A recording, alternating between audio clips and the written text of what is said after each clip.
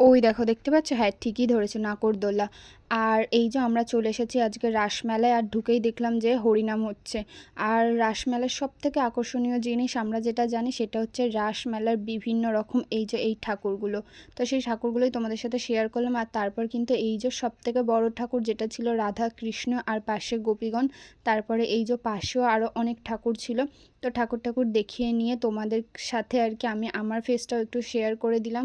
আর আজকে যেহেতু সানডে ছিল, তো আজকে কিন্তু প্রচণ্ড ভিড় হয়েছিল, প্রচণ্ড ভিড়। তো তারপর ঠাকুর ঠাকুর দেখে এখানে বেরিয়ে গেছি, মানে মেলার দিকে চলে এসেছি কিছু জিনিস কেনাকাটি করবো বলে। এখান থেকে একটু দুল টুল দেখে এই যে এখান থেকে কয়েকটা কাপ কেনা হয়েছিল, তারপর খেতে চলে এসেছিলাম সুইট পপকর্ন। আর এর আগে কিন্তু ফুচকাও খেয়েছিলাম, যে ক্লিপটা নেওয়া হয়নি। তারপর কাবাব খেতে চলে এসেছি, আর এখানেও কাবাব খেয়ে এই যে রোল নিতে চলে এসেছি। তারপর বোনের জন্য কিন্তু এখানে নিয়ে নিয়েছিলাম একটা বেলুন। আর এত কিছু করে টোরে বাড়ি চলে এসেছি। এই বোতল টোতল অনেক কিছুই কিনেছিলাম, যেগুলো ক্লিপ আর কি তোমাদের সাথে শেয়ার করা